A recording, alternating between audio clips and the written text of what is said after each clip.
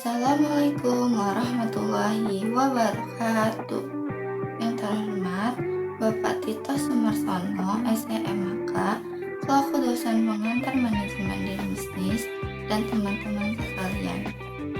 Perkenalkan, saya Nurul Fitriani dari kelas 01 Sakti 10 dengan NIM 251011200953, Prodi Akuntansi. Di sini saya akan membahas poin-poin mengenai modul pertemuan kelima dan modul pertemuan ke-18.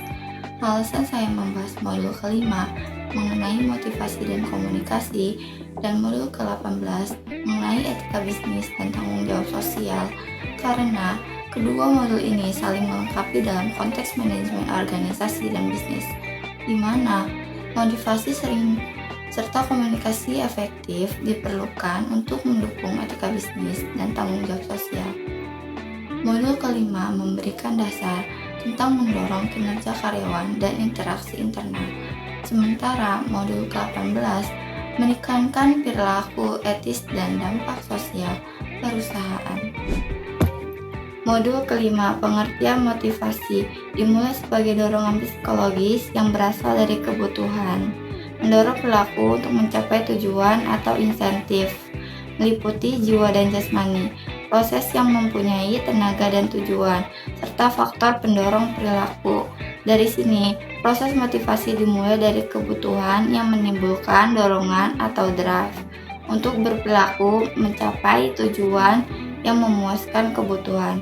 Dengan model Ranu, Pantojo, dan Husnan menunjukkan siklus kebutuhan, dorongan, tujuan yang berulang. Pendekatan terhadap motivasi meliputi pendekatan tradisional seperti manusia ekonomi, insentif uang, hubungan manusia seperti manusia sosial, penghargaan non-ekonomi, sumber daya manusia seperti manusia kompleks, motivasi intrinsik dan kontemporer seperti teori, isi, proses penguatan yang kemudian berkembang ke teori-teori motivasi utama seperti teori kebutuhan.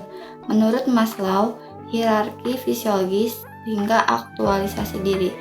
Teori instrumental seperti tukar-menukar dan harapan.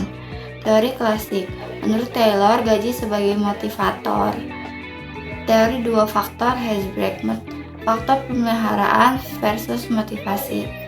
Teori human relation atau hubungan sosial, dan teori Claude George seperti kebutuhan kerja seperti upah dan pengakuan. Tantangan motivasi mencakup keragaman tenaga kerja, motif karyawan yang tidak terlihat, perubahan peran pekerjaan, sifat kebutuhan yang kuat dan berubah.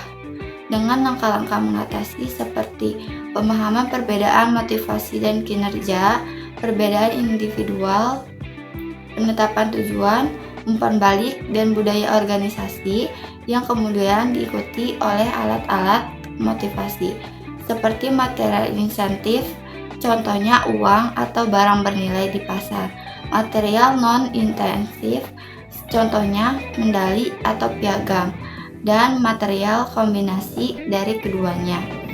Definisi komunikasi sebagai proses pertukaran informasi, penyampaian pesan untuk mengubah sikap atau perilaku, proses interaksi gagasan, pembagian makna, dan proses yang mempengaruhi pikiran orang lain, kemudian berkembang ke proses komunikasi. Menurut Aristoteles, speaker, speech, occasion, audience, effect, dan linear satu arah. Menurut Laswell, sender, message, medium, receiver, dan feedback. Menurut Scrum, encoder, message, decoder, dan dua arah.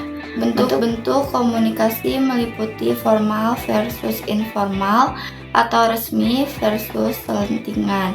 Ke atas, contohnya bawahan ke atasan, ke bawah, contohnya atasan ke bawahan.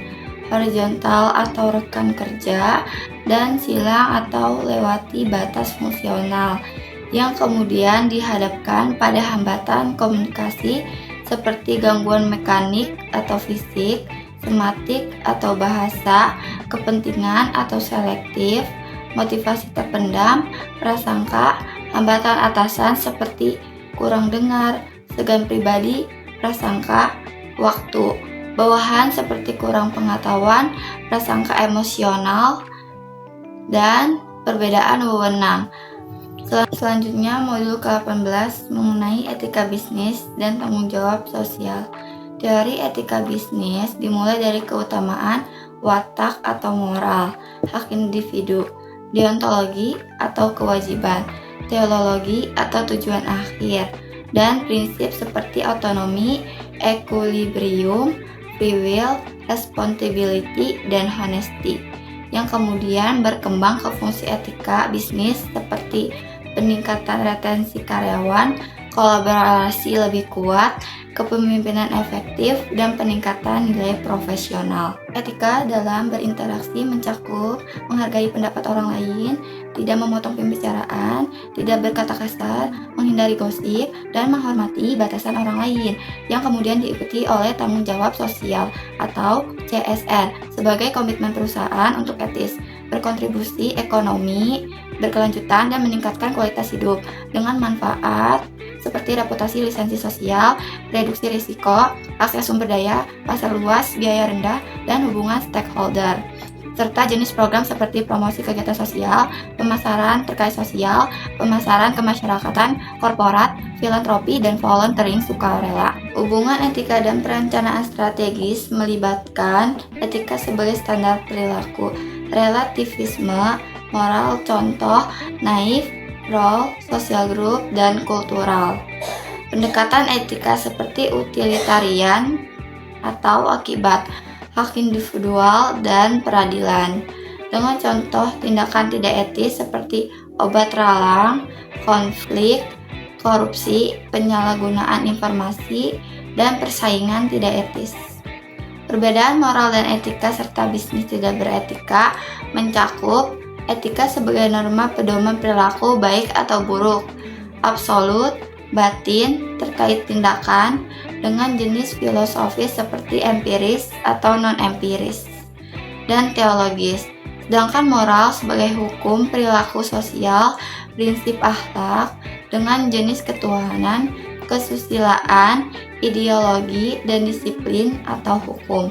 Dan bisnis tidak beretika sebagai pelanggaran norma seperti korupsi atau polusi.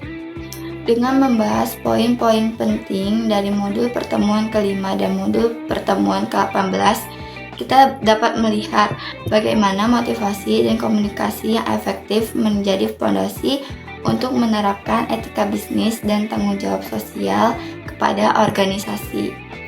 Kedua modul ini menunjukkan bahwa perilaku etis tidak hanya bergantung pada teori, tetapi juga pada praktik sehari-hari dan program CSR, sehingga perusahaan dapat berkembang secara berkelanjutan dan bermanfaat bagi masyarakat. Semoga pembahasan ini memberikan wawasan yang bermanfaat untuk penerapan di dunia bisnis. Sekian pembahasan yang bisa saya sampaikan. Terima kasih.